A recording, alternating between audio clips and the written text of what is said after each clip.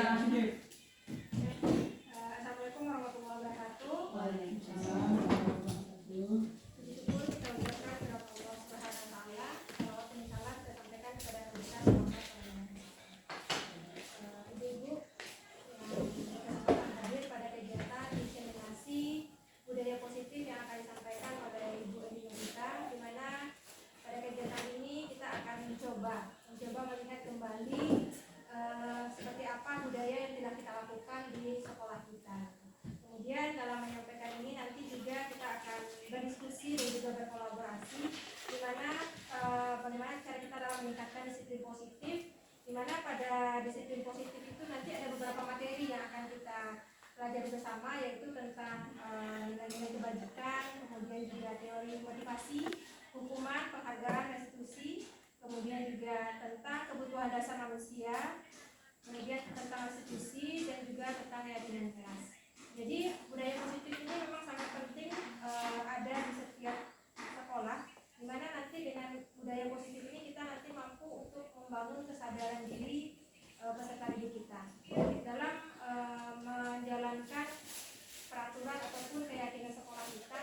Memang yang ditekankan itu adalah bagaimana membangun budaya positif, sehingga nanti budaya positif itu menjadi kebiasaan yang ada di sekolah kita. Oke Bapak Ibu, untuk selanjutnya mungkin kita serahkan saja kepada Ibu Eni Yogita untuk menyampaikan materinya tentang budaya positif. Kepada Ibu Yogita dipersilakan. Assalamualaikum warahmatullahi wabarakatuh. Terima kasih moderator. Baiklah, tanpa memperpanjang kalimat pertanyaannya kami karena kita langsung saja materi kita hari ini tentang budaya positif. Ini termasuk tindak lanjut dari pertemuan kita dengan Bapak Kabit di awal bulan kemarin tentang disiplin positif di sesuai hari ini. Kita lihat yang budaya positif ini. Kita awali dengan pertama itu dengan pertanyaan pemantik. Ada 3, itu yang pertama, hukuman dapat mendisiplinkan anak. Apakah ibu setuju atau tidak setuju? Yang kedua, pemberian hukuman dengan hal positif seperti membaca atau membersihkan halaman sekolah dapat meningkatkan disiplin anak. Yang ketiga, memberi hadiah atau penghargaan dapat meningkatkan motivasi belajar anak. Yang ini sering kita, mungkin tanpa kita sadari, kita sering melakukan. Mudah-mudahan hari ini kita semakin jelas bagaimana sebenarnya yang budaya positif itu, yang disiplin positif. Untuk 3 pertanyaan ini kami berharap Ibu Bapak sudah punya jawabannya.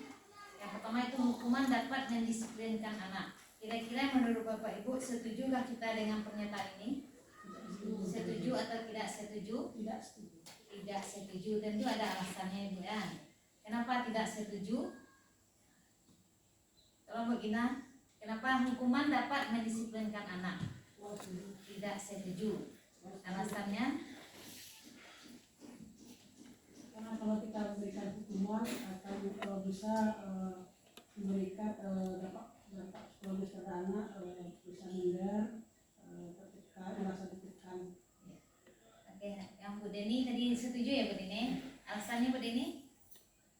Mungkin alasannya menjauh hukuman itu yang ringan, yang sifatnya juga positif. Kalau bukan hukum yang sifatnya berat.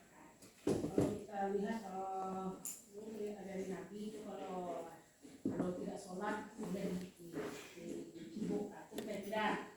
Jadi kalau saya berisik itu boleh. Oke, ada 2 versi tadi, ada setuju dan tidak setuju.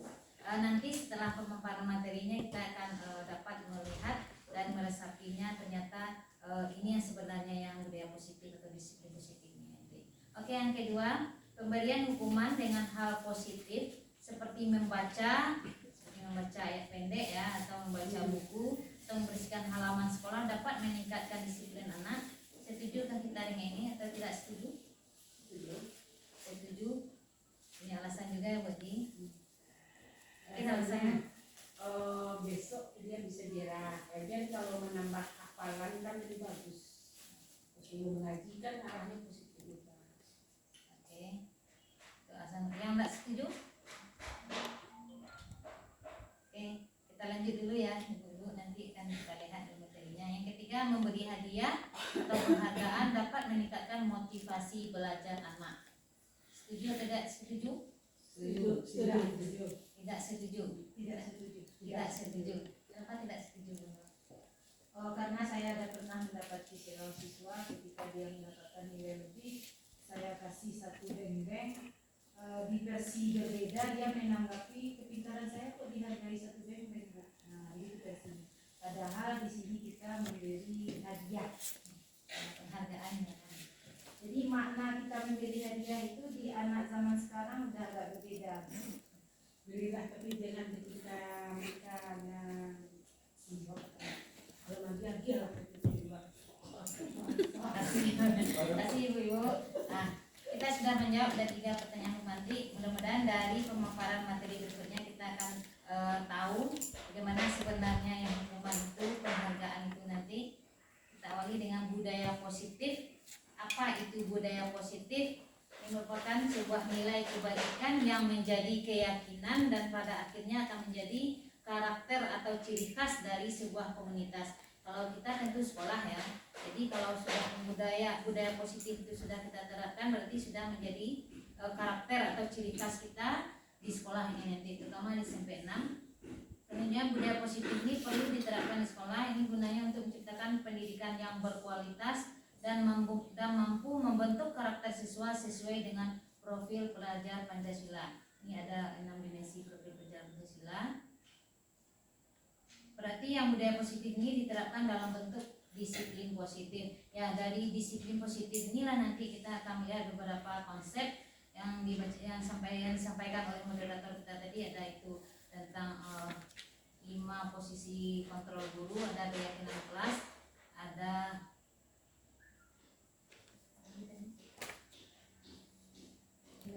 nilai kebajikan yang universal, teori motivasi, hukuman dan penghargaan. Kita mulai dulu dengan disiplin positif. Disiplin positif merupakan pendekatan positif dengan cara pengelolaan perilaku dalam mendidik siswa tanpa adanya kekerasan. Artinya kalau kita ingin menerapkan disiplin positif berarti tidak ada lagi yang namanya kekerasan. Kekerasan itu tidak saja kekerasan fisik ya, termasuk kekerasan secara verbal dengan kata-kata gitu. Jadi tidak hanya fisik dan psikis tapi termasuk juga verbal melalui kata-kata. Penerapan disiplin positif dapat menciptakan lingkungan sekolah yang aman, nyaman dan menyenangkan bagi siswa. Sebaliknya kalau kita masih melakukan yang namanya disiplinnya itu yang melalui kekerasan, berarti siswa merasa tidak nyaman, tidak aman ya, dan kurang menyenangkan berada di sekolah kita. Jadi untuk itu diharapkan nanti setelah kita mendapatkan berbagi ini, mudah-mudahan disiplin positif di sekolah kita ini bisa diterapkan dengan baik dan siswa kita merasa nyaman, aman dan menyenangkan berada di lingkungan sekolah. Selanjutnya disiplin positif yang akan kita uraikan nanti itu konsepnya itu yang pertama nilai-nilai kebajikan universal, teori motivasi, hukuman dan penghargaan, kebutuhan dasar manusia, 5 posisi kontrol guru, keyakinan kelas, dan segitiga restitusi.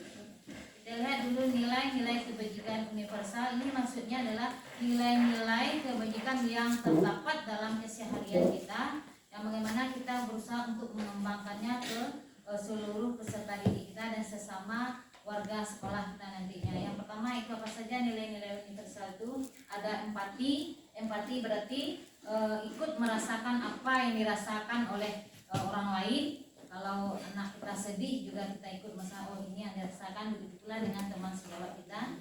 Suara hati berarti ada yang keinginan hati yang diinginkan. Kontrol diri berarti mengontrol dirinya dalam berbuat. Rasa hormat itu sesama, termasuk siswa ke guru, sesama siswa dan guru sesama guru. Seluruh warga sekolah, kebaikan, kejelas, toleransi dan keadilan. Ini tujuan akhirnya adalah untuk menciptakan atau mewujudkan pelajar kita atau siswa kita yang berkarakter sesuai dengan profil pelajar Pancasila. teori motivasi. Yang keduanya itu teori motivasi yang mana menyatakan untuk menghindari ketidaknyamanan atau hukuman. Ini artinya yang motivasi seseorang itu akan berbuat atau berperilaku itu didasari itu yang pertama karena untuk menghindari ketidaknyamanan atau hukuman. Artinya kalau dibawakan kepada siswa kita mau melakukan sesuatu yang kita suruh karena dia takut dihukum atau merasa tidak nyaman dengan kita. Berarti motivasinya berasal dari luar diri baru ekstrinsik. Yang kedua, teori motivasi itu ada untuk mendapatkan imbalan atau penghargaan seperti yang diuraikan tadi. Ternyata siswa kita itu mau berbuat sesuatu atau mengerjakan sesuatu yang kita suruh itu karena dia mendapatkan atau untuk mendapatkan imbalan atau penghargaan. Berarti motivasinya untuk berperilaku itu karena masih motivasi ekstrinsik berasal dari luar diri. Yang ketiga itu untuk menjadi orang yang mereka inginkan dan menghargai diri sendiri dengan nilai-nilai yang mereka percayai. Nah, inilah motivasi yang sebenarnya kita tuju nanti di dalam di dalam diri siswa kita, itu motivasi intrinsik. Artinya apapun yang dilakukan oleh siswa kita termasuk dalam kegiatan proses belajar mengajar dan mematuhi segala kesepakatan sekolah kita itu kalau dapat dia memiliki motivasi intrinsik berasal dari dalam dirinya. Karena dia berbuat itu untuk menjadi orang yang mereka inginkan sendiri, bukan karena orang lain. Karena mereka itu menghargai dirinya sesuai dengan nilai-nilai yang mereka percayai. Selanjutnya teori motivasi ini tujuan akhir kita adalah akan membentuk disiplin positif atau menciptakan disiplin positif di lingkungan sekolah kita. Ini akan berdampak itu jangka panjang, tidak dipengaruhi oleh hukuman atau hadiah. Terus disebut juga dengan penghargaan tadi. Artinya hukuman atau hadiah atau penghargaan yang dilakukan atau kita berikan tadi itu tidak akan mempengaruhi motivasi siswa kita dalam berbuat kalau memang siswa kita memiliki motivasi dalam dirinya untuk berbuat karena dia percaya nilai-nilai yang akan dikembangkan itu adalah baik menurut dirinya. Lanjut. Yang kedua itu hukuman dan penghargaan. Kita lihat ini ada pernyataan yang sangat menarik sekali, dihukum oleh penghargaan. Ini menurut saya ini kalimat yang sangat bermakna sekali, dihukum oleh penghargaan. Ternyata siswa kita yang kita beri penghargaan itu sama kita dengan menghukumnya. Apa maksudnya di sini? Bahwa penghargaan itu berlaku sama ya dengan hukuman dalam arti meminta atau membujuk seseorang melakukan sesuatu untuk memenuhi suatu tujuan tertentu dari orang yang meminta atau membujuk. Artinya siswa kita berbuat kalau kita sudah melakukan bujukan, meminta dia ya, karena dia mengharapkan ada hadiah atau penghargaan dari kita berbuat. Berarti sama diperlakukan sama dengan hukuman. Saat kita berulang kali menjanjikan hadiah kepada anak-anak agar berperilaku bertanggung jawab atau kepada seorang murid agar mempelajari sesuatu yang baru, berarti kita sedang berasumsi mereka tidak dapat melakukan atau mereka memilih tidak melakukannya. Artinya kalau kita seringkali menjanjikan reward atau hadiah kepada anak-anak kita untuk berperilaku, berarti kita sudah berasumsi anak kita ini tidak mampu, tidak mengakui bahwa anak kita ini punya potensi, punya kemampuan. Dengan sendirinya kita menganggap anak kita tidak memiliki kemampuan ya, berarti sudah termasuk itu menghukum. Tidak percaya diri lagi siswa kita karena dia akan percaya kalau ada hadiah saja nanti kita melakukan sesuatu hal. Lanjut kita lihat dampak dari hukuman dan penghargaan ini. Ternyata punya dampak juga. Yang pertama, hukuman membuat anak sakit hati, ini bisa dalam jangka waktu lama. Jadi artinya kalau kita sering memberikan hukuman kepada siswa kita, ternyata anak kita sakit hati ya. Sakit hati itu bisa berlanjut mungkin sampai dia perguruan tinggi, nanti bahkan sampai dia akan sudah bekerja atau sudah berkeluarga, dia akan ingat dengan kita nanti kalau kita sering memberikan hukuman. Anak membenci kedisiplinan. Artinya kalau sering menerima hukuman, anak akan benci dengan disiplin, dengan sendirinya dia tidak mau disiplin lagi. Kenapa? Karena dia menganggap saya akan dapat hukuman juga, jadi dia akan benci disiplin. Yang ketiga, mendorong anak menyakiti diri sendiri. Ada juga itu nanti yang anak kita kalau sering mendapat hukuman, dia akan mencap dirinya segala tidak mampu, tidak bisa, dia akan menyakiti dirinya karena bentuk dari berontak dirinya yang tidak menerima padahal dia mampu sebenarnya karena sudah dicap tidak mampu, karena itu berarti dia berusaha untuk terdorong untuk menyakiti diri sendiri atau impulsif. Yang keempat itu rasa keterpaksaan. Berarti dengan hukuman ini siswa kita akan merasa terpaksa. Walaupun saat itu dia akan mematuhi, mengikuti hukuman yang diberikan, tetapi di dalam hatinya otomatis dia akan terpaksa, merasa terpaksa itu nanti.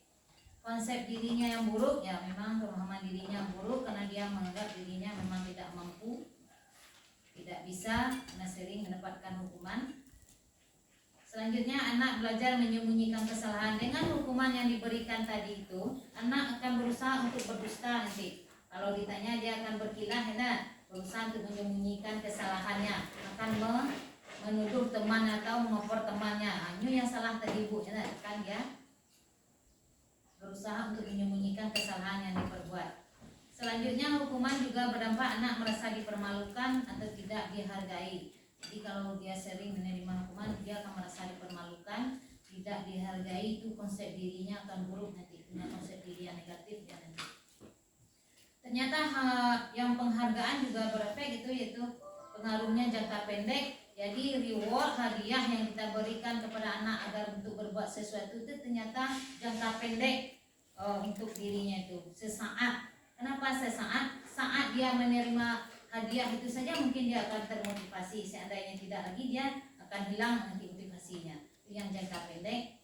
Yang kedua itu merusak hubungan, ya seperti yang saya sampaikan oleh Bundo tadi. Merusak hubungan artinya yang memberi dan menerima nanti ada kecemburuan sosial dengan temannya, bahkan nanti karena dia menerima tidak sesuai dengan harapan yang kita harapkan, menerima dengan ikhlas atau segala macam, akan rusak jadi hubungan kita yang memberi dan yang menerima.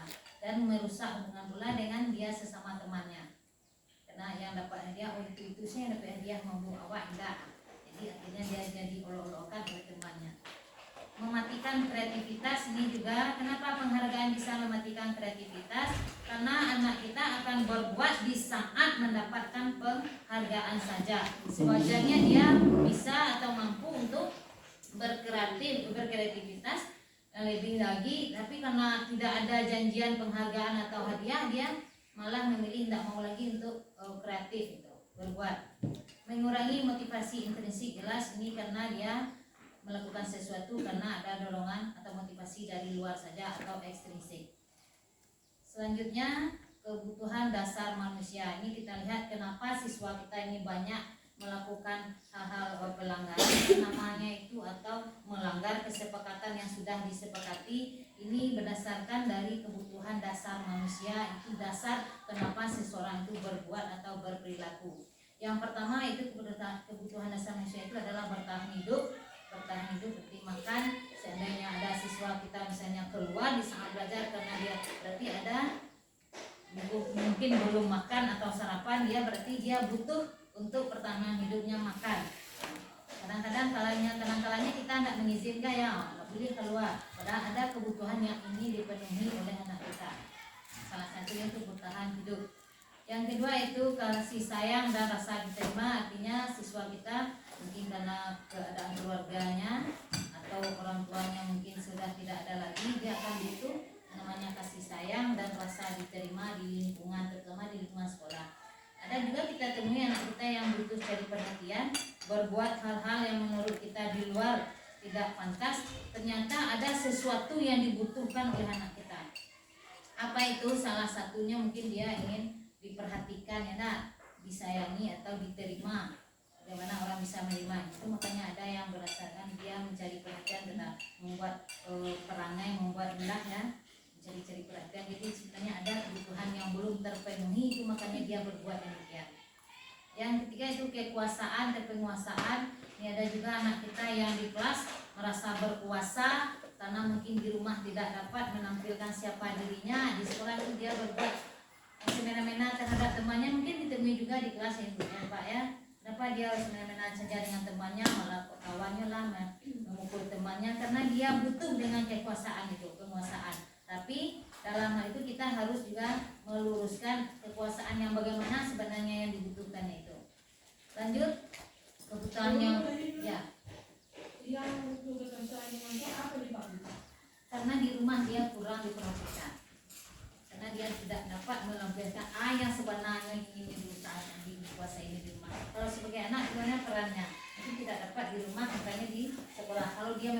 abang di rumah bagaimana semestinya abang itu tidak bisa berbuat di rumah, di sekolah dia kan semena-mena karena teman dia menunjukkan kekuasaannya di lingkungan dia. Ya, di tingkat ya. Yuk pada Bikulo tanya kan Iya. bilangnya kata yang bertahan hidup kan.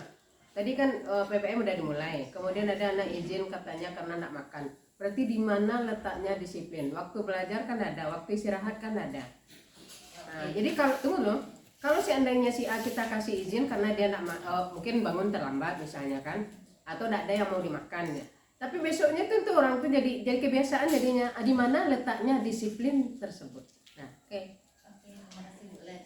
Untuk disiplin positif, dan kembali tadi untuk disiplin positif, artinya kita menerapkan ya kesepakatan kita dengan siswa itu sesuai dengan kesepakatan yang sudah dibuat. Tetapi ada di balik itu kebutuhan dasar manusia yang perlu juga dipenuhi. Seorang anak atau manusia akan berbuat segala sesuatu itu karena ada kebutuhannya itu. Termasuk salah satu contoh tadi, kenapa anak kita minta izin keluar pagi-pagi mau makan karena dia belum makan atau belum sarapan di rumah, karena memang dia butuh untuk makan itu. Kalau kita bawakan ke diri kita, kalau kita memang butuh makan memang harus dipenuhi itu dulu, karena kalau tidak dipenuhi kebutuhan dasarnya dia yang lain-lainnya tidak akan diikuti. Kalau masalah disiplin positif tadi itu, memang disiplin positif itu kesepakatan kita bersama dan sudah disepakati. Cuma di dalam hal untuk menerapkan disiplin positif itu ada kebutuhan dasar yang perlu dipenuhi. Tanpa ada kebutuhan yang dipenuhi, disiplin positif otomatis tidak akan bisa berjalan dengan baik. Ya, Langsung terus menerus seperti itu. Kalau Iya. beda kasusnya kalau terus menerus itu beda lagi. Iya, nah oke. Lalu bisa dari mulai dong. Nah, sebabnya kan ada jadwalnya, kan ada jadwal pagi dong. Itu kerja sama dengan orang tua tuh ya. Jelas kan ketika awak bertemu dengan orang tua kan udah disampaikan. Nah, surah nak makan pagi dulu. Sudah tuh kanak kan awak sampaikan. Tapi kalau seandainya di waktu belajar awak agi anakku, jadi kalau Deklen tidak bisa nerima. Tapi kalau itu mungkin bisa ya. Tapi kalau Deklen gitu, nah, kalau Deklen menerapkan kanak enggak dong gitu kan. Tapi baru itu logika kalian enggak gitu dong. Masa yo dalam raja nak Syanu tu buat izin. Beko misalnya awak tak bisa ledonya kan. Bako Syanu tu buat izin kok awak enggak ya. Jadi beko kan terjadi kecemburuan jadinya. Nah, jadi itu menurut Len gitu kan. Oke. Nah, silakan gambarkan lagi. Itu juga kalau menurut itu tadi ya, disiplin positif itu rasanya malah memberi peluang kepada anak untuk melakukan tidak disiplin. Oh anakku belum makan, silakan makan. Oh anakku belum ikut, nyok anakku membuat heboh untuk karena rumahnya kurang perhatian. Justru kayak gitu bukannya kita malah memberi peluang pada anak untuk melakukan hal-hal seperti itu kalau diperhatikan. Jadi sehingga terganggu PPM lah. Oke, terima kasih dari Bulan yang menanya dalam melakukan atau membiasakan disiplin positif yang ada di sekolah kita. Itu di sini disiplin positif itu maknanya apapun yang dilakukan atau diperbuat oleh siswa itu pasti ada alasannya. Pasti ada alasannya. Nanti akan ada materi tentang kesepakatan kelas ataupun keyakinan kelas. Jadi dari materi keyakinan kelas itu nanti kita merancang. Jadi sebelum itu terjadi, kita mulai dulu dengan keyakinan kelas ataupun kesepakatan kelas. Di sana kita merancang Anda pada saat kegiatan pembelajaran yang selama ini apa yang pernah Anda lakukan. Kita tanya, oh iya saya sering izin Bu, izinnya kemana? Izin permisi ke toilet lah, izin permisi ke kantin lah. Apa alasan Anda untuk permisi ke sana? Di sana kebutuhannya yang kita tanya. Oh ya Bu, karena saya tuh pagi-pagi tuh saya lapar belum makan. Nah untuk itu apa yang harus Itu kita lakukan? memakan waktu kita. Itu kita memakai keyakinan kelas bukan pada saat pembelajaran di awal.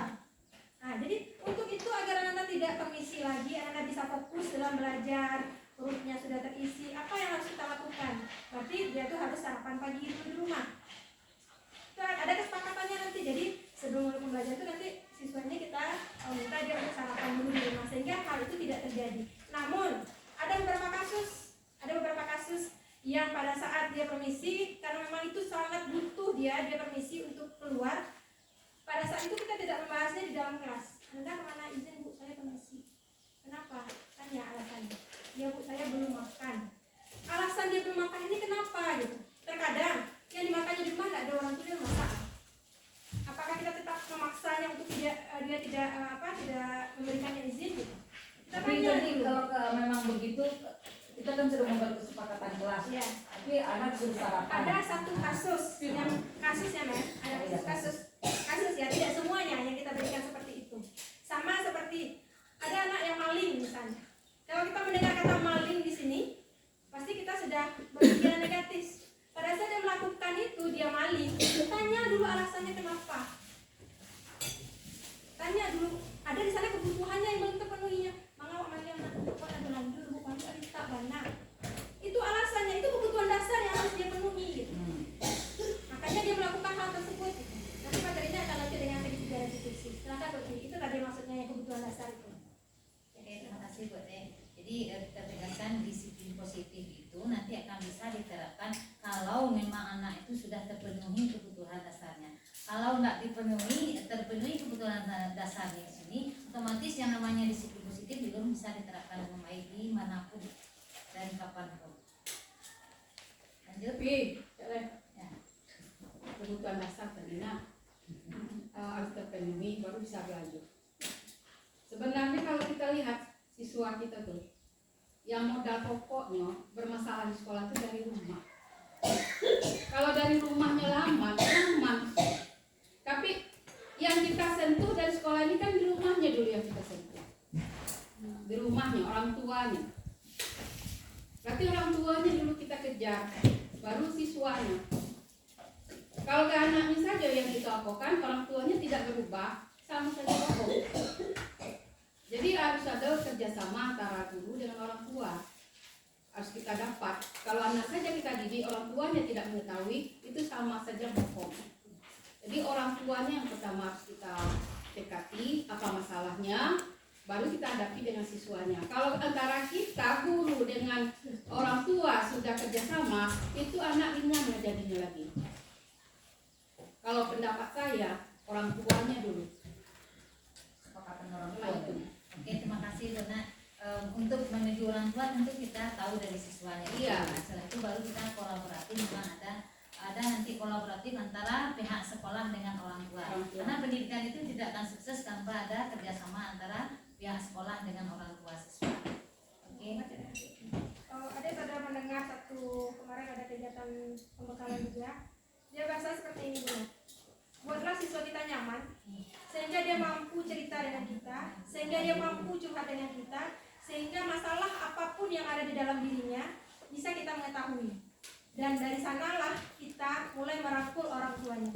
Jadi kadang-kadang siswa ini dia tidak mampu untuk menyampaikan kepada orang tuanya apa masalah yang ada pada orang tuanya. Dia tidak mampu menyampaikan. Jadi pada saat kita bisa merangkulnya, kita bisa membuat dia nyaman sehingga dia bercerita permasalahan dihadapinya, barulah kita yang menyampaikan kepada orang tuanya. Seperti itu. Iya, seperti Ibu. Ya, makanya disiplin positif itu yang kita ciptakan Iya. untuk membuat siswa kita nyaman. Kenapa terjadi seperti ini? Siswa kita kan sebenarnya dari rumah. Sumbernya dari rumah. Kalau sudah dapat baru kita kejar orang tuanya. Kadang orang tua dengan anak kadang tapi lah ibu orang tua dan anak kita itu betul lah enggak. Itu anak ya kan? Jadi itu makanya jadi awak tuh perlu kerjasama. Iya. Kau tunggu saja kan? Iya. Oke. Nah itu. Terima kasih Bu Nat. Memang begitu nanti tujuan kita yang memang harus ada tercipta atau terjalin kolaborasi antara pihak sekolah dengan orang tua. Kita lanjutkan dulu. Ini posisi kontrol guru. Ini ada 5 posisi kontrol guru di sekolah yang biasanya atau sering kita lakukan, baik itu secara sadar atau tidak sadar ya, atau disengaja maupun tidak sengaja. Yang pertama itu ada sebagai penghukum. Bagaimana posisi kita sebagai penghukum di sini? Ini di guru ini sering berkata ini menghardik, menunjuk-nunjuk, menyakiti, bahkan menyindir siswa. Apa kalimatnya di sini yang sering keluar? Kalau kamu tidak melakukan, awas ya. Nah, ini untuk yang penghukum. Jadi kita nanti bisa memposisikan diri kita di mananya, nanti ada 5 posisi kontrol guru. Hasilnya bagaimana dengan penghukum ini? Hasilnya nanti siswa akan memberontak nih nanti, menyalahkan orang lain dan sering berbohong. Bahkan murid sering berkata, biarkan saja, nanti juga marah-marah. Itu di belakang kita kalau seandainya kita pernah marah-marah ke siswa kita. Dan dia di belakang kita akan ngomong sebetul-betul bicaranya begitu. Lanjut, bagaimana dampak pada siswa? siswa akan mengulangi kesalahan yang sama. Artinya kalau sebagai posisi penghukum kita lakukan terhadap siswa dalam menerapkan disiplin di sini, nah inilah yang terjadi nanti. Siswa akan mengulang kesalahannya kembali dan dia akan masuk siswa yang memberontak atau menyalahkan orang lain, dia akan sembunyi kesalahan-kesalahannya, lempar batu sembunyi tangan, dia tidak mengakui kesalahannya nanti. Itu yang kalau kita memposisikan diri kita sebagai penghukum. Yang kedua itu ada pembuat orang merasa bersalah. Nah di sini guru sering berkata ini melalui ceramah menasehati ya, dan mengatakan seharusnya ibu kecewa, misalnya kita menganggap apa yang dilakukan oleh siswa itu berusaha kita menyalahkan dirinya. Ibu kecewa dengan perbuatan kamu yang begini, ibu lelah sekali menghadapi kamu yang begini. Jadi kita buat bagaimana siswa ini merasa bersalah. Dia kalau yang namanya anak, kalau kita sudah mengatakan demikian, dia akan merasa, oh ternyata saya menyakiti perasaan ibu saya. Hasilnya nanti bagaimana? Siswa akan menyembunyikan atau berpura-pura nanti, bahkan menyangkal dan sering berbohong nanti. Di depan kita memang dia akan seperti mengakui kesalahannya atau menyesali perbuatannya. Ternyata di belakang kita dia akan menyangkalnya kembali itu. Bagaimana perkataan murid nanti kalau pembuat rasa bersalah ini, dia mudah siswa kita minta maaf nanti tuh. Maafkan ya Bu. Nah, jadi dia akan mudah mengucapkan maaf, nanti diulang kembali ya. Itulah nanti kalau posisi kita sebagai orang yang pembuat merasa bersalah. Dampaknya pada siswa, ini ada siswa ini merasa rendah diri, artinya bagaimana dia merasa sering mengecewakan gurunya, sering berbuat salah, menyakiti hati gurunya. Itu dia akan terasa oleh siswa kita nanti kalau kita berusaha memposisikan diri kita sebagai pembuat orang merasa bersalah. Posisi yang ketiga itu sebagai teman. Bagaimana bentuk posisi teman ini guru dengan siswa? Ini guru ini akan membuat berbagai macam alasan pada muridnya. Bagaimana murid ini supaya berbuat sesuai yang kita mau. Kata-katanya, ayolah lakukan ini ya, lakukan ini demi ibu. Masa kamu tidak mau? Ingatlah karena ibu pernah membantu kamu dulu misalnya. Bagaimana kita membujuk siswa ini mau berbuat seperti yang kita inginkan. Itu kalau kita memposisikan diri kita sebagai teman. Bagaimana hasilnya? Hasilnya nanti siswa ini akan sering tergantung dengan kita. Artinya apa yang diperbuatnya dia tunggu dulu aba-aba dari gurunya. Jadi dia tidak berinisiatif untuk berbuat atau melakukan suatu kebaikan karena dirinya sendiri, tapi dia tunggu dulu. Kalau ada diajak oleh gurunya atau dipanggil oleh gurunya, baru dia berbuat. Artinya dia tergantung dengan kata-kata yang bagaimana gurunya untuk dia berbuat. Selanjutnya bagaimana kata-kata muridnya. Kalau teman ini sering murid ini menganggap teman ini, dia akan berkata istilahnya dia seperti teman dengan gurunya, bebas saja dia berkata. Nah, diajak bercanda juga bisa. Dampaknya pada siswa ini, siswanya lemah, tidak mandiri dan tergantung pada guru. Jadi artinya siswa ini mau berbuat segala sesuatunya nanti dia tunggu instruksi dari gurunya, karena dia menganggap guru inilah yang akan mengarahkan apa yang diperbuatnya nanti. Itu sebagai teman. Yang kedua, yang selanjutnya keempat itu sebagai pemantau. Kalau kita memposisikan diri kita sebagai pemantau, itu guru ini sering intinya menghitung-hitung atau mengukur apa tolak ukurnya kalau dia berbuat ini, apa peraturannya yang dilanggarnya. Berarti ada istilahnya semacam konsekuensi yang sudah disepakati dan guru akan mengaitkan dengan itu nanti. Hasilnya bagaimana? Siswa akan menyesuaikan diri bila diawasi saja. Artinya siswa akan berbuat sesuai dengan kesepakatan. Kalau nampak gurunya saja di belakang bahu, di belakang dia akan berbuat sesukanya nanti. Artinya dia di depan guru karena dia merasa dipantau oleh guru atau dilihat dalam berbuat itu. Lanjut, yang dampaknya pada siswa ini juga menitik beratkan pada sanksi atau hadiah untuk dirinya. Artinya siswa ini nanti dia akan menerima, kalau dipantau dia terus otomatis dia akan mendapatkan reward dari gurunya. Bagus apa yang kamu lakukan tadi, misalkan itu. Berarti siswa ini tahu, oh guru mencari awak apa Joyko melakukan ini. Berarti dia secara tak langsung dia artinya menitik beratkan nanti apa yang diterimanya nanti berupa reward atau hadiah atau pujian nanti untuk dirinya. Itu sebagai pemantau. Yang kelima sebagai manajer. Bagaimana yang posisi manajer ini? Guru berkata ini mengajukan pertanyaan-pertanyaan apa yang kita yakini, apa yang bisa kamu lakukan untuk memperbaiki kesalahan ini atau masalah ini. Artinya nanti kita cuma mengarahkan siswa kita. Kalau ketemu siswanya sedang bermasalah atau melanggar kesepakatan, kita tinggal mengajukan pertanyaan-pertanyaan yang intinya mengembalikan apa keyakinan yang sudah disepakati sebelumnya, dan siswa itu akan mengetahuinya nanti. Oh iya Bu, ternyata saya melakukan ini. Dia mengakui kesalahannya sendiri, menyadari apa yang telah diperbuatnya itu. Hasilnya nanti berarti menguatkan pribadi, artinya siswa ini semakin tahu kalau dia berbuat ini, oh ini ternyata yang diperbuatnya tadi, dia menyadari ternyata ini sudah melanggar, melanggar kesepakatan yang telah dibuat sebelumnya.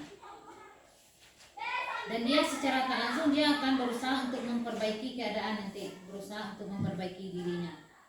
Dampaknya pada siswa itu mengevaluasi diri, artinya dia menilai dirinya sendiri, melihat kembali apa yang dilakukan dan memperbaiki dirinya ke arah yang lebih baik. Artinya di dalam posisi kontrol guru ini yang diharapkan nanti kita sebagai guru adalah memposisikan diri kita sebagai manajer. Bagaimana kita untuk membantu siswa kita seandainya kalau ada yang mengalami permasalahan atau terkait dengan kesepakatan yang dilanggarnya, kita berusaha memposisikan diri kita sebagai manajer. Kita kembalikan kepada siswa pernyataan-pernyataan atau pertanyaan-pertanyaan yang sudah disepakati, dan siswa itu yakin dia akan menyadari kesalahan itu.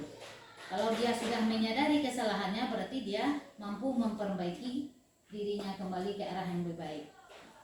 Itu mungkin 5 posisi kontrol guru. Ada yang bertanya? Tadi kalau enggak kita lanjut.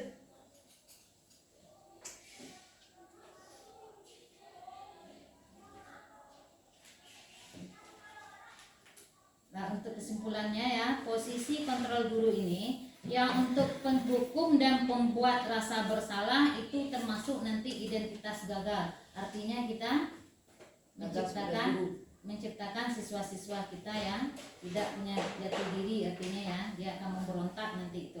Untuk identitas gagal itu yang penghukum dan pembuat orang merasa bersalah. Sedangkan posisi identitas teman, posisi kontrol sebagai teman dan pemantau itu termasuk identitas berhasil, nanti sukses. Cuman kontrol dirinya berasal dari luar saja, tidak ada dari dalam diri siswa. Artinya siswa itu berbuat karena dia dikontrol atau ada yang memantaunya dari luar. Dia akan berbuat kalau diingatkan saja. Berarti tidak ada kesadaran dari dalam dirinya sendiri. Sedangkan posisi kontrol yang manajer itu merupakan identitas berhasil atau sukses. Artinya kontrol dirinya berada dalam diri siswa kita. Itu motivasinya, kalau dibawa ke motivasi berarti intrinsik, berarti berasal dari dalam diri siswa. Itu yang kita harapkan nanti. Artinya siswa kita akan berbuat, akan mematuhi atau melaksanakan disiplin positif itu sesuai dengan yang diyakini dalam dirinya sendiri, bukan berbuat karena orang lain.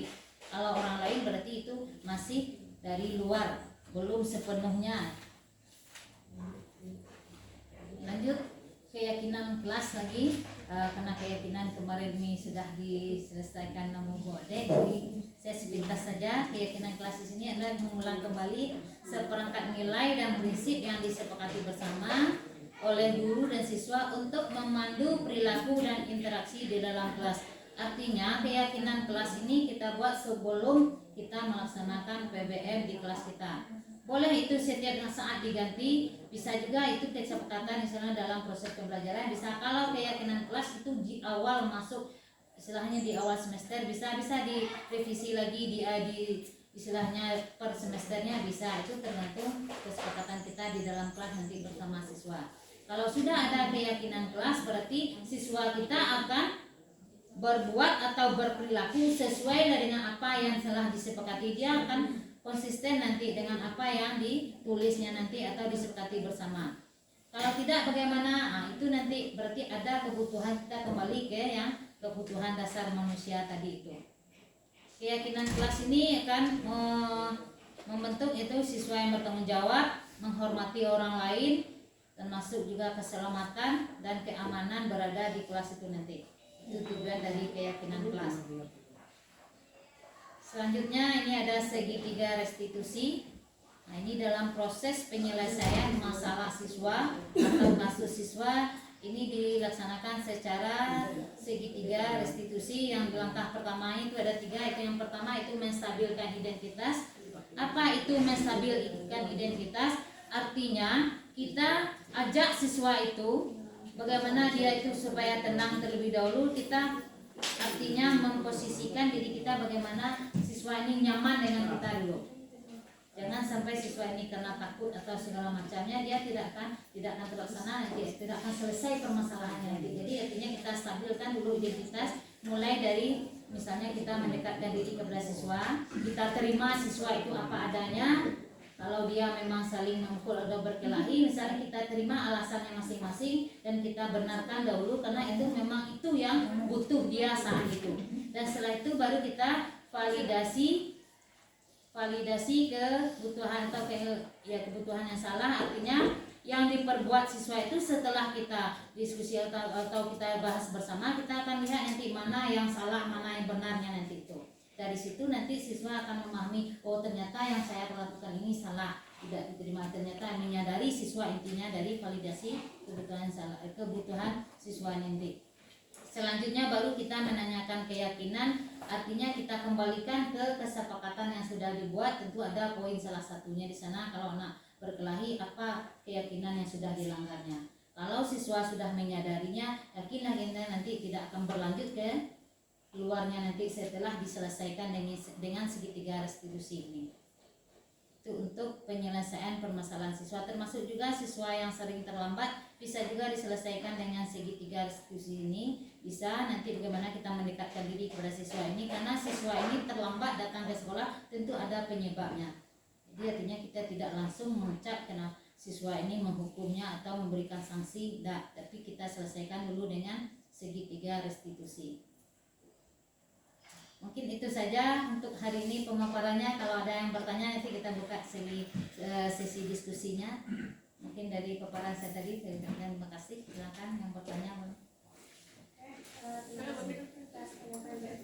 Selanjutnya kita buka sesi tanya jawab Bapak Ibu. Silakan.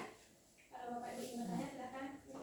Iya, terima kasih atas kesempatannya, sangat menarik sekali dengan paparan.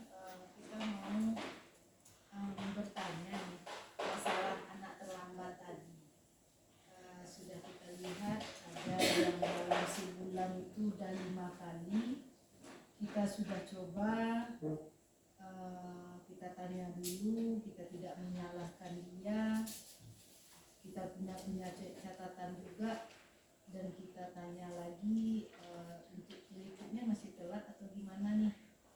Mereka berjanji untuk tidak telat, tapi kenyataannya dalam sebulan itu bisa saja 5 kali telatnya. Jadi terasa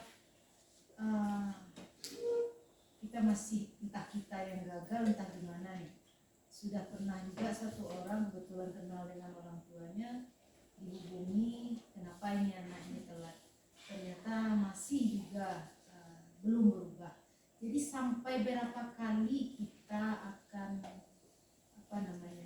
melaksanakan berpositif terus gitu untuk anak yang dalam sebulan itu udah 5 kali telat gitu. Ini bulan ini belum direkap, ini entah udah berapa kali pula telat ini. Ini mungkin ilmu saya yang kurang, jadi minta apa lagi solusi yang harus kita berikan. Kita tidak boleh menghukum tadi. Apa disiplin positifnya supaya anak ini berubah lah. Silakan. Terima kasih atas pertanyaannya.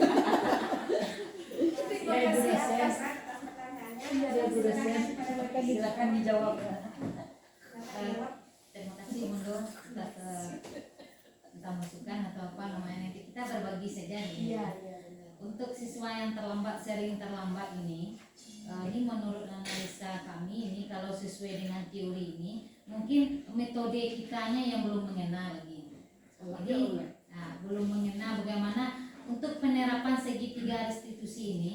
Mungkin karena teorinya ini kita belum begitu paham, atau bagaimana kita akan cobakan bagaimana yang segitiga restitusi ini sebenarnya kan itu. Langkahnya ada 3, itu yang pertama itu menstabilkan identitas. Dari menstabilkan identitas ini nanti kita akan dekati siswa ini, kita kita dekati secara individu. Itu yang terlambat kan individunya tadi berlebih. Jadi kita dekati, artinya kita membenarkan perilakunya yang terlambat itu dulu. Setelah itu nanti baru kita validasi kesalahannya itu dengan bagaimana dia mengemukakan alasannya. Kalau alasannya itu memang masuk akal, artinya ada kebutuhan yang belum terpenuhi, tentu kita di sana harus istilahnya memahami juga, oh ternyata ini penyebab dia terlambat nih. Sering terlambat ternyata mungkin ada hal yang sangat yang prinsipil, misalnya dia harus membantu orang tuanya, mengantarkan jualannya ke warung misalnya di pasar atau menitipkan itu segala macam. Kalau alasannya itu memang itu menjadi alasan dasarnya, berarti kita harus memahami juga, berarti dengan validasi kebutuhannya memang itu yang dia butuh, ternyata dia memanage waktunya yang belum bisa. Nanti setelah itu nanti baru kita menanyakan keyakinan. Kalau memang sudah dibuat keyakinan sekolah sebelumnya tentang terlambat itu berapa kalinya, durasinya bagaimana, itu kita tinggal kembalikan saja kepada siswa bagaimana dia untuk melaksanakan keyakinan yang sudah disepakati. Kecuali kalau siswanya belum tahu, ternyata kita punya kesepakatan tentang terlambat ini. Kalau dia tidak tahu, tentu dia tidak sampai ke dia informasinya. Mungkin salah satunya itu mungkin karena dia tidak tahu, kesepakatannya sudah ada, dia tidak tahu, itu makanya dia mungkin berbuat berulang kali. Cuma untuk keberhasilannya yang valid, kita juga akan mencobakan dan baru mulai mencobakan yang jadi nanti mudah-mudahan selanjutnya kita dengan sentuhan istilahnya penerapan segitiga restitusi ini, kita akan berusaha bagaimana mendekati siswa ini secara, kalau untuk kasus terlambat berarti secara individual nanti itu secara individual terapkan bagaimana yang segitiga restitusi ini. Dan juga kita untuk posisi kontrol kita juga memposisikan diri kita yang diharapkan tadi kan sebagai manajer, itu yang istilahnya itu yang memang itu yang kontrol yang istilahnya yang berhasil identitas yang sukses atau berhasil. Kalau kita sebagai pemantau saja baru dari luar diri siswa. Artinya siswa itu kalau dia berbuat, kalau kita lihat saja, kalau nggak kita lihat dia akan tidak berbuat sesuai dengan yang sudah disepakati. Mungkin itu saja dari yang saya bisa untuk menjawabnya. Silakan Bu Ade. Kalau itu saya maklum. Tapi menambahkan dari yang saya katakan tadi, kalau kasus siswa yang terlambat, kalau selama ini kita lebih banyak menyelesaikan masalah siswa itu mungkin secara bersama. Jadi kita gabungkan siswa yang terlambat itu, kemudian kita tanyakan satu persatu. Untuk di sini untuk penerapan segitiga restitusi ini lebih kepada pendekatan individual. Jadi pada saat siswa itu datang terlambat, kita tidak langsung mengatakan kok terlambat, jangan seperti itu. Dan dia yang mengakui sendiri kesalahannya itu seperti apa. Saya datang terlambat. Kenapa nak? Ada apa? Tanya pada siswa kenapa. Nanti akan ada sampai kepada akar permasalahan. Iya Bu, tadi saya datang terlambat karena saya telah bangun. Kenapa sampai telah bangun gitu? Tanya sampai ke sana. Ya Bu, semalam saya tidurnya jam sekian. Kenapa? Main HP. Terus apakah tidak ada yang mengawasi? Tanya sampai ke sana sehingga kita tahu apa akar permasalahannya sehingga siswanya datang terlambat. Kemudian kita tidak menyalahkan. Oh ya, Ibu juga dulu pernah waktu sekolah pernah terlambat. Sampaikan seperti itu sehingga siswa itu dia terbuka dengan kita. Tapi pada saat kita menyampaikan langsung, latar belakang kan dia, siswa itu tidak akan mau dia menyampaikan apa permasalahan yang ada pada dalam dirinya. Jadi pada saat itu dia masalah itu dia sudah terlambat. Masalahnya apa? Kita tanya sampai ke sana. Baru nanti kita masuk ke validasi kebutuhannya. Berarti dia itu gara-gara main HP. Baru nanti kita sampaikan, kita kembalikan kepada keyakinannya. Kalau seperti itu, bagus nggak dampak HP bagi anak? Tanyakan sama dia. Sehingga nanti dia akan menyadari sendiri bahwa tindakan yang dilakukannya itu salah dari dirinya sendiri. Kemudian untuk ini apa yang harus Anda lakukan lagi?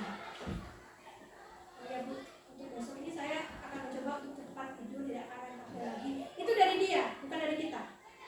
Kalau selama ini kan kita mengatakan, besok dia main HP-nya lah, lalu kok capek lah, itu biasanya. Tapi kalau yang di segitiga restitusi ini datang dari dalam dirinya, datang dari dirinya sendiri. Dia yang meyakini kalau saya cepat tidur, saya bisa cepat bangun, saya tidak telat datang ke sekolah. Kita kembalikan lagi kepada siswa. Dan juga untuk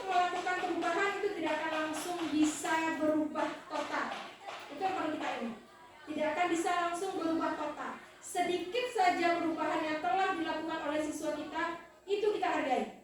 Jadi misalnya dalam sebulan dia terlambatnya misalnya 6 kali, kita rekam. Bulan berikutnya terlambat lagi 5 kali, kan ada perubahan tuh 1 kali dia terlambatnya dari 6 menjadi 5. Sedikit saja perubahan itu kita hargai. Jangan kita kembalikan lagi terlambat dia baru kali, jangan seperti itu. Karena dia sudah berusaha untuk merubah dirinya. Walaupun cuma sedikit kan. Karena perubahan itu tidak bisa drastis seperti itu. Oke itu.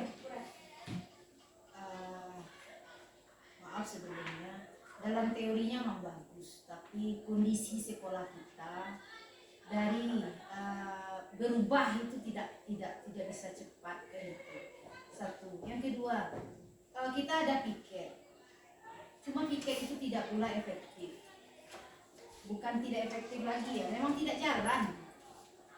Dibagi piket yang pagi, piket sholat, piket PBM, tidak jalan. Sehingganya apa? Anak mengakali telatnya itu kan, masuk nanti 7.40, dia datang pas di 7.40 karena dia tahu ini akan luput dari pemantauan kita. Itu hebatnya. Gara-gara apa? Kita berdisiplin positif itu tujuannya kan bagus itu. Memang kita nggak mau pula repot-repotin anak dengan sebelumnya kan kita minta bersihin ini pikirnya terus. Sekarang kita nggak mau itu lagi kan. Tapi di satu sisi anak kita masih mencari celah. Gitu. Ini barangkali karena mereka melihat kelalaian kita juga. Pihak sekolah si anak kari-kari ini untuk kakak. Juga gini kalau udah di TCA adik-adik PL yang lainnya pun. Kawan-kawan begitu. Jadi tambah lagi yang saya posting ini udah bulan Agustus, udah ada yang telat. Apakah ada wali kelas? Kan ada dalam kesepakatan kelas kita, jadi saya yakin itu datang tepat waktu. Apakah ada ditindaklanjuti anak yang telat ini? Nanti orangnya itu juga gitu. Nah ini yang kita sayangkan. Kita kan ini memang berusaha kita ya. Akan berubah langsung sesuai dengan harapan dari teori itu masih jauh. Jadi mohon juga kerjasama dari teman-teman semuanya supaya yang berpositif ini kita wujudkan. Ya, mungkin sebenarnya siswa kita perlu adanya disiplin positif, untuk guru juga perlu adanya disiplin positif. Dan juga kalau siswa tidak mau terpaksa, guru juga seperti itu. Rasanya mungkin butuh segitiga institusi itu bukan cuma diterapkan kepada siswa, kepada guru juga. Mengapa terjadi ada pendekatan sehingga guru itu bisa merasa nyaman. Pada saat dia juga nyaman, dia akan juga menerapkan disiplin positif seperti itu. Jadi segitiga institusi ini bukan cuma untuk siswa, keseluruhannya juga. Bagaimana di lingkungan sekolahnya juga, bagaimana dengan teman-teman juga seperti itu. Gitu. Oke? Bukan Bu apa Bu Nadra. Oke, silakan Bu Nadra. Baik, terima kasih saya ucapkan atas waktu yang diberikan. Kalau tadi tanya berarti masalah disiplin, memang ya kalau kita lihat anak kita SMP 6, ya kita masih bisa kita andalkan.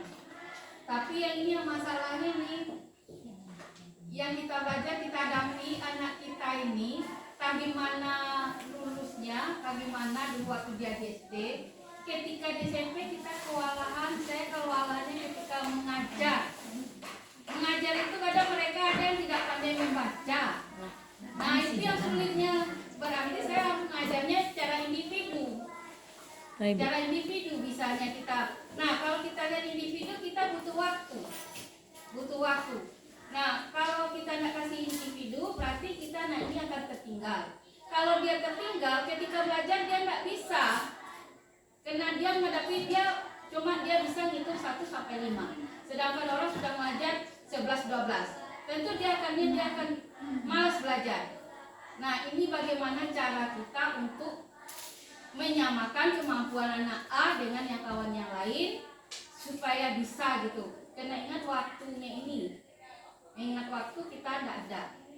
Apakah harus individu? Tentu waktunya siang. Ya? Atau bagaimana menghadapi anak yang kalau saya katakan bahasa Indonesia ada anak 3 orang tidak tahu baca.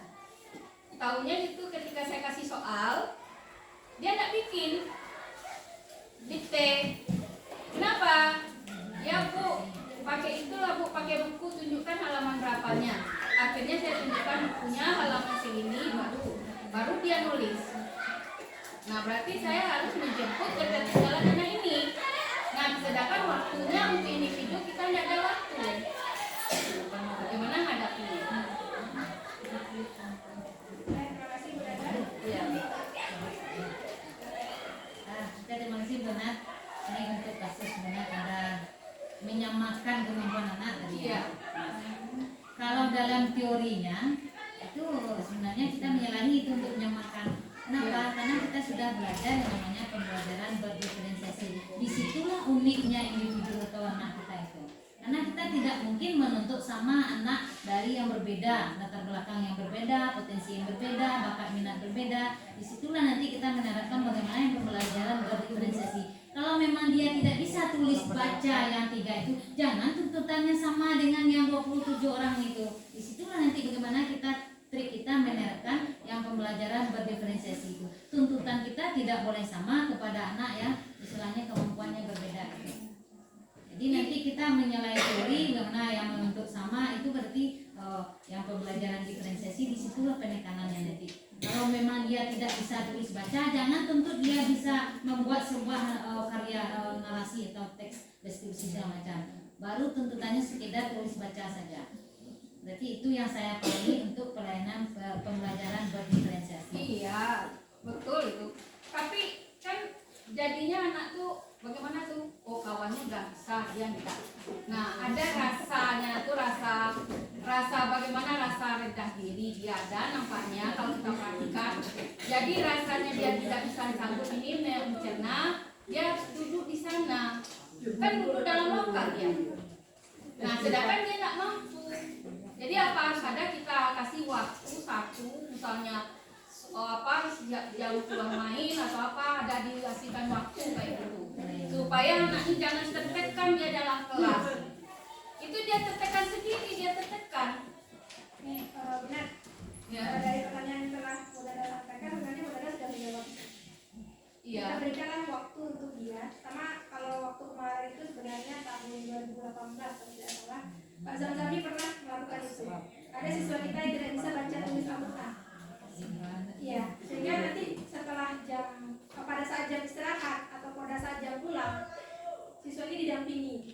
Kemudian juga di dalam kelas, pada saat dia memang tidak bisa membaca ataupun menulis, dia akan kesulitan untuk mengerjakan tugas yang telah Bu Dada berikan.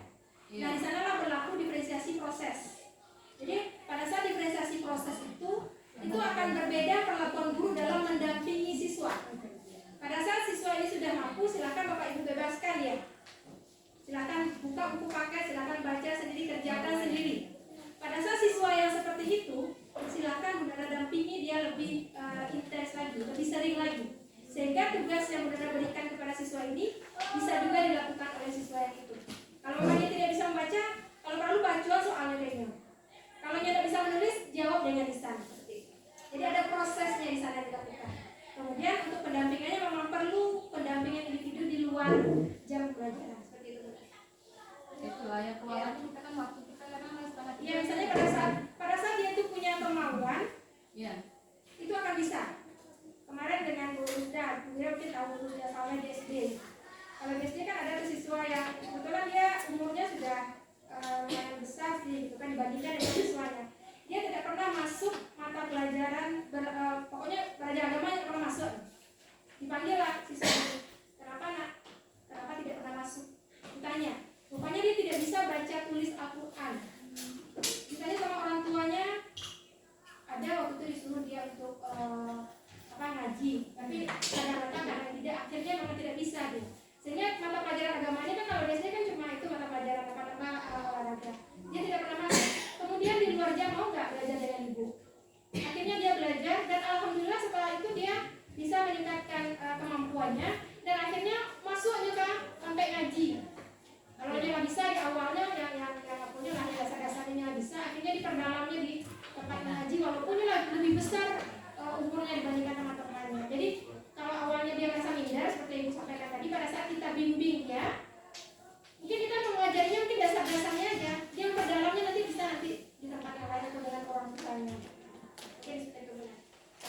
Iya, berarti ya kita harus menyiapkan waktu jadinya kan. Iya. Satu lagi apa yang ada berarti kita tidak mendeskripsi anak kan? Iya. Nah ini kan kita perlakukan khusus jadinya anak yang Rawan ya kan. Jadi kan tidak boleh kita mendukung anak deskripsi anak kan tidak boleh. Diskriminasi. Diskriminasi. Ya diskriminasi kan jadinya. Ya, deskripsi. Kakak tidak boleh membedakan anak kan? Terima kasih Bu Ade. Rasanya Ya, di seperti sidang biasa. kali ini kita sudah sering mengunyah-ngunyah disiplin positif ini ya. Dan saya sendiri melihat itu teori dengan praktek lapangan itu jauh sekali. Kenapa? Karena di teori kita mudah saja mengatakan begini. Contohlah tadi misalnya ambil gambar. Ketika ditanya sampai ke akar-akarnya itu untuk satu siswa butuh berapa menit? Sementara yang terlambat itu ada 10, 15, bahkan hampir 20 orang terlambat. Nah, siapa kita bicara sekolah kita ya? Siapa yang akan melaksanakan ini sampai menanya ke akar-akarnya pada pagi itu? Misalnya dia terlambat pagi. Dan kenyataan yang kita lihat itu nggak berapa yang berperan gitu. Nah, jadi kalau kita bicara seperti itu, sepertinya di teori saja itu mudah. Tapi sejauh yang kita rasakan itu nggak terjadi di lapangan gitu, nggak ada prakteknya. Nah, mungkin solusinya menurut saya, apakah tidak ada peran guru di sana sebagai uswah? Contoh gitu. Kenapa? Karena anak ini terkadang memang sering lupa ketika kita kasih nasihat, tidak mendengar, tapi mereka paling cepat meniru. Artinya apa? Kalau kita tidak mulai dari kita, dari guru, maka disiplin positif ini tidak akan pernah berjalan sebagus apapun teorinya. Jadi mungkin seperti ini. Kita nggak bicara di tempat lain, tapi bicara di tempat kita saja.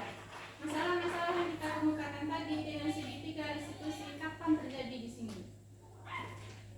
Dan apa yang sudah berhasil? Tapi ya rasanya capek kita ngomong begitu aja terus, tapi nggak ada manfaat di lapangan. Jadi kita cari solusi bersama. Kita kembalikan hati diri kita sebagai guru. Sudah bisa nggak kita menegakkan disiplin positif ini untuk diri kita, baru kita bisa menerapkannya ke anak didik. Ya, terima kasih yang baik-baik. Terima kasih. Ya, terima kasih Bu Mira. Artinya mungkin saran atau bagaimana yang dimukakan Bu Mira, tapi saya setuju. Memang betul mulai dari gurunya dulu. Kalau gurunya sudah tidak disiplin, tidak menunjukkan disiplin atau tidak menunjukkan disiplin, tentu anak tidak akan mencontoh ya. Sebagai uswah tadi itu murid akan mencontoh perilaku guru atau orang yang dewasa di sekitar itu. Nah, untuk yang penerapan mengkaji anak yang terlambat itu saja, orangnya itu juga, bagaimana untuk mendapatkan secara yang individu itu, kita punya proses, kemarin punya tingkatan. Artinya kalau dari segi piket sudah ada datanya, kan boleh dilaporkan ke wali kelasnya seperti yang disampaikan oleh Bu tadi. Dari wali kelas kalau enggak juga, berarti butuh kerjasama dengan guru BK-nya nanti. Nanti kalau setelah dari guru BK enggak juga, kita butuh ada tingkatannya dengan wakil kesiswaan.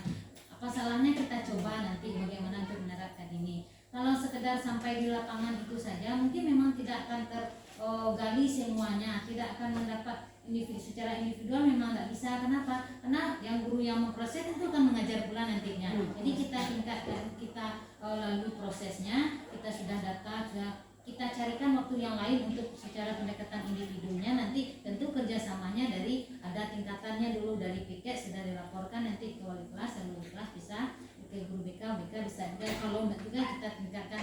Yang sampai sini kan kita belum mencobanya lagi, baru segera mungkin sampai wali kelas saja. Kalau untuk kami yang guru BK tentu menerima laporannya nanti dari wali kelas. Oh ini yang sering terlambat nih, coba dewa istilahnya diteruskan nanti ke guru BK-nya. Misalnya mudah-mudahan mana tahu gitu. Kalau kita bersama-sama, kita lihat juga nanti bagaimana prosesnya nanti hasilnya. Berarti prosesnya itu berlanjut ya. Nah sekarang kita batasilah prosesnya di meja piket itu sampai di mana? Sampai di mana memproses anak di meja piket itu? Kalau Pak Adik tadi bilang sampai sedetail-detail itu, rasanya nggak mungkin setiap anak. Sampai jam pelajaran pertama nah. Jadi apakah sampai mencatat nama saja, ataukah memberi sanksi atau apa?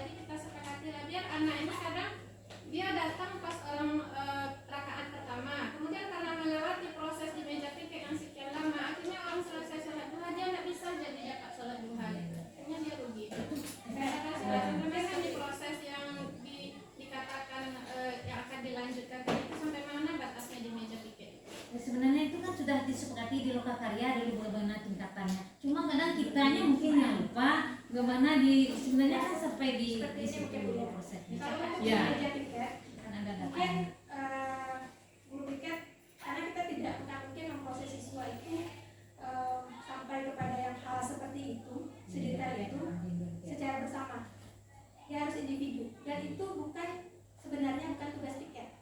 Tiket cukup mencatat saja, catat, kemudian silakan. Dan pada saat itu tadi kata Bura sudah ada catatan bulanan. Catatan bulanannya berapa kali siswa ini terlambat. Kalau dia sekarang di kelas dia menerapkan one day one student. Satu hari memproses ini bukan berarti siswa bermasalah ya. Satu hari memproses satu orang siswa. Satu orang siswa ini tidak harus dia bermasalah dulu baru kita panggil. Jadi satu hari kita ajak dia bicara itu nggak harus 1 atau 2 jam. Cukup 15 menit selesai. Misalnya kemarin ada siswa yang sering tidak masuk, itu dipanggil kemudian ngomong, tanya apa kendalanya, kemudian apa gitu kan, sampai segitiga institusi tadi tanya, satu hari satu siswa.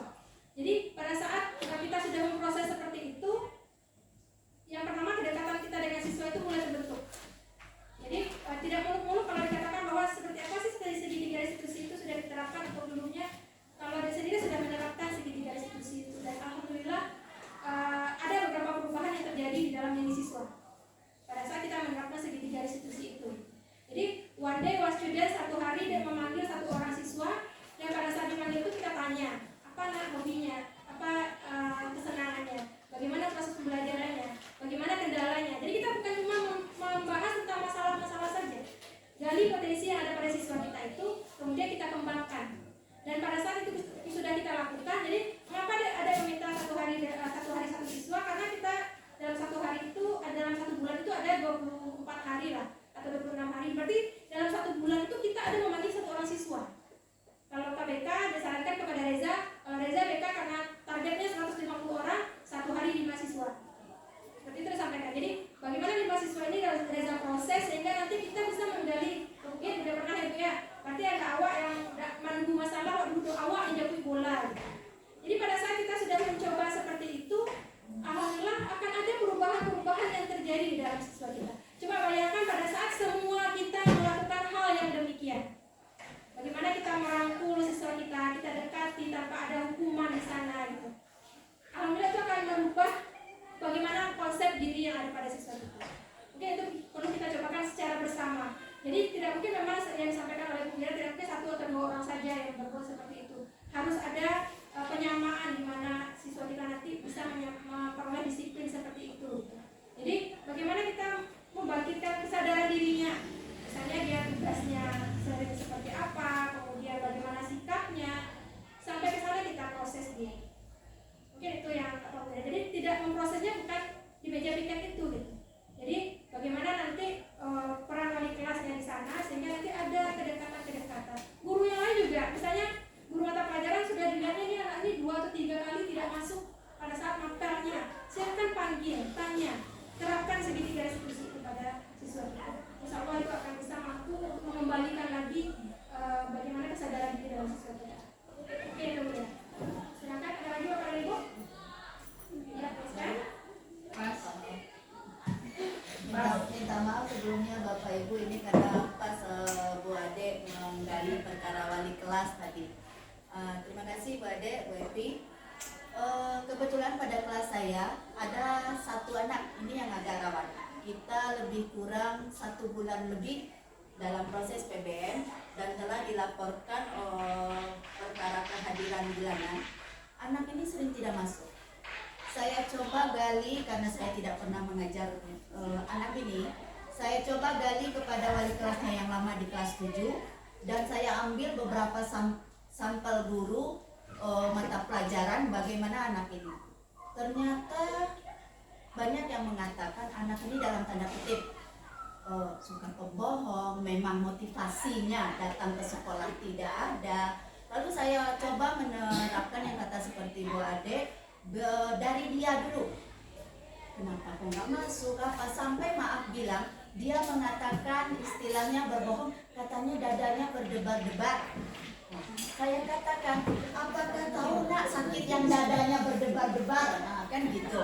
itu sakit yang bukan main-main itu nak, kan gitu. Saya jelaskan itu sakit yang sangat gawat. Apakah pernah diperiksa? Sampai saya tanya gitu, enggak bu. Saya tanya, kata teman-temannya melihat Ananda pada saat SMP 6 tampil main bola, Ananda tidak pernah absen. Itu udah mendingan. Datang melihat bola. Seperti itu jawabannya. Oh gitu ya nak. Jadi setiap pagi aja dadanya yang berdebar-debar. Ada dibilang seperti itu. Jadi sampai dia sendiri yang menginginkan. Bu, dia awak berjanji awak lagi masuk aja bu. Sampai gitu. Itu kemarin terakhir. Jadi masuk terus ya nak ya. Duduk saja Nanda di sana. Insya Allah Nanda hebat. Sampai tidak diapakan. Bu, awak ikut acara pawai. Awak yang dulang ada. Sampai saya bawa ke Bu Ratna di sini. Lai tahunan bawa dulang nak. Lai, iyo sabana ado bu. Bisa bawa dulang ya. Sampai akhirnya memang nggak masuk anak ini, nggak datang. Memang nggak datang. Sampai apa yang dia minta kan besok ini mau Jumat. Muhadarah kebetulan kelas 8 Arafah. Dia bersedia untuk Asmaul Husna. Oke nak. Tapi sampai sekarang anaknya itu nggak datang. Jadi saya minta solusi bagaimana menghadapi anak ini. Masalah sudah sebulan lebih tibanya tidak belajar. Saya khawatirkan anak ini nanti dalam proses yang panjang gitu, supaya tidak terjadi yang khusus anak ini minta bantu saya gitu. Terima kasih Bu Ade. Ya sudah berdebar-debar itu yang dia. Mau debat cewek. Ini biasanya berdebar-debar suka masuk pendam. Oke Bu Misna, itu masalah itu sudah. Iya, sudah saya laporkan kepada Bu memang Epi. kalau dari segi kebutuhannya anak ini memang banyak yang tidak Itu terpenuhi. iya. Kalau jadi ilmu dasar kebutuhan dasar tadi itu memang hampir seadanya itu. Jadi bingung loh Pak maduin anak-anak Jadi itu penyebab dia berbuat begitu sampai nggak di sekolah itu. Termasuk salah satunya kebutuhan anak tadi bertahan hidup itu kurang. Jadi memang kalau di segi motivasinya memang ya kurang. Kenapa? Salah satunya itu karena kebutuhan yang dasar tubuhnya yang tidak terpenuhi. Untuk bertahan hidup tuh kalau tahu misalnya tuh sepenuhnya. Jadi Mbak solusinya. Jadi solusinya Ini tidak lo banyak masuk le doang. Iya. Memang tidak masuk. Jadi pada saat dia kan tadi terus, kenapa itu? Apa yang terjadi? Itu dibilang itu. Sesetimah kali dia makan Yang begini. yang disampaikan oleh Bu Epi tadi, kebutuhannya untuk bertahan hidup, artinya untuk dia datang ke sekolah, untuk bayar ojek, untuk dia makan aja tidak ada. Iya. Bagaimana cara kita untuk membantu pihak sekolah lagi? Jadi bisa nanti misalnya kita iuran, karena sudah sampai kan yang disampaikannya. Jadi tanyakan sama orang tuanya seperti apa. Jadi kan yang angkat.